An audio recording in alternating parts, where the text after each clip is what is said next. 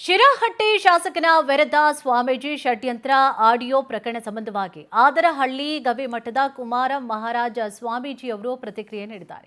ಶಾಸಕ ಚಂದ್ರು ಲಮಾಣಿಯ ಬಗ್ಗೆ ಮಾತನಾಡಿದ್ದು ನಿಜ ಇದೆ.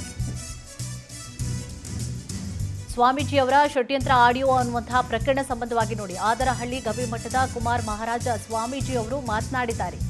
ಶಾಸಕ ಚಂದ್ರು ಲಮಾಣಿಯ ಬಗ್ಗೆ ಮಾತನಾಡಿದ್ದು ನಿಜ ಇದೆ.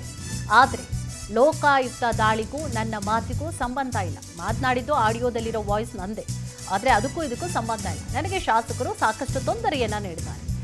ಇಬ್ಬರ ನಡುವಿನ ವೈಮನಸ್ಸು ಸುಮಾರು 1.5 ವರ್ಷದಿಂದ ಇದೆ.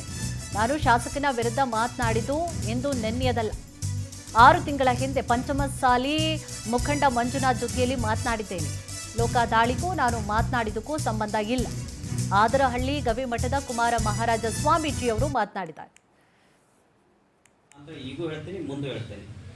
ಆದ್ರೆ ವಾಯ್ಸ್ ಕರೆ ನಂದೇ ಅದು, ನಾನು ಒಪ್ಕೊತೀನಿ ಅದನ್ನು. ಆ ವಾಯ್ಸ್ ಕರೆ ನಂದೇ ಹೌದು, ಅದನ್ನು ನಾನು ಸಮರ್ಥನೆಯೂ ಮಾಡ್ಕೊತೀನಿ. 4 ತಿಂಗಳದಿಂದ ಅವ್ರ ಕಡೆಯವರು ಇರ್ತಕ್ಕಂಥ ಈಗೇನು ಮೊನ್ನೆ ಸೋನು ಲಮಾಣಿ ಅಂತೇಳಿ ಏನು ಪ್ರೆಸ್ ಮೀಟನ್ನು ಮಾಡಿದ್ದಾನ, ಆ ಮನುಷ್ಯ ನನ್ನ ಫೋನ್ ಹಚ್ಚಿ ಶಾಸಕರ ಜೊತೆ ಒಂದಾಗಬೇಕು, ನೀವು ಒಂದಾಗಲಿಲ್ಲ ಅಂದ್ರೆ ಸಮಸ್ಯೆ ಆಗ್ತದೆ, ಹಾಗೆ ಈಗ ಅಂತೇಳಿ ನನ್ನ ಕಡೆ ಎಲ್ಲ ರೆಕಾರ್ಡಿಂಗ್ ಸಮೇತ ಇದೆ. ಅವ್ರದ್ದು ಈ ಹಿಂದೆ 4 ತಿಂಗಳ ಹಿಂದೆ ಮಾತಾಡಿದ್ರು ಅವರು. ನೆಕ್ಸ್ಟ್ ನಾನು ಮಾತಾಡಿರ್ತಕ್ಕಂಥ ವ್ಯಕ್ತಿ ಒಬ್ಬರು ಪಂಚಮಶಾಲಿ ಸಮಾಜದ ಪಾಪ ಅವರು ಅಧ್ಯಕ್ಷರು ಮತ್ತು BJP ಪಕ್ಷದ ಅವರು ಒಂದು ಪಕ್ಷದ ಶಿಸ್ತಿನ ಸಿಪಾಯಿನೂ ಹೌದು.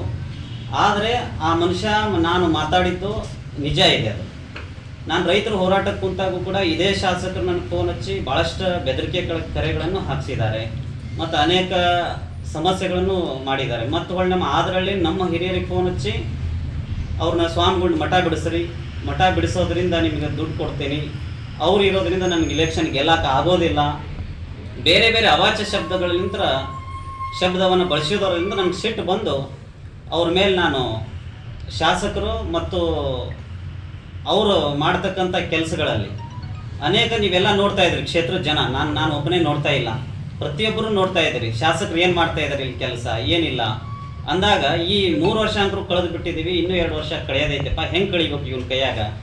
ಒಬ್ರು ಸ್ವಾಮಿಗಳ್ನೂ ಬಿಡವಲ್ಲ, ಒಬ್ರನ್ನ ಜನಸಾಮಾನ್ಯ ರೈತರನ್ನೂ ಬಿಡವಲ್ಲ, ಒಬ್ರು ಅಧಿಕಾರಿಗಳನ್ನೂ ಬಿಡವಲ್ಲ. ಆ ಮನುಷ್ಯ ಅಷ್ಟು ಕ್ರೂರಿ ಮನುಷ್ಯ ಹೌದವನು. ಒಬ್ರು ಮಠಾಧಿಪತಿಗಳು ಎಲ್ಲವನ್ನ ತ್ಯಜಿಸಿ ಮಠಕ್ಕೆ ಬಂದು ಕುಂತಿರ್ತಾರೆ. ಅವ್ರನ್ನೂ ಕೂಡ ಸನ್ಯಾಸಿಗಳನ್ನೂ ಬಿಡವಲ್ಲ ಅಂದ್ರೆ ಸಮಾಜಕ್ಕೆ ಒಂದು ದೊಡ್ಡ ಕಪ್ಪು ಚುಕ್ಕಿಯಾಗಿ ಪರಿಣಮಿಸ್ತದೆ ಅಂತೇಳಿ ನಾನು ಶಾಸಕರ ವಿರುದ್ಧ ಮಾತಾಡಿದ್ದೀನಿ.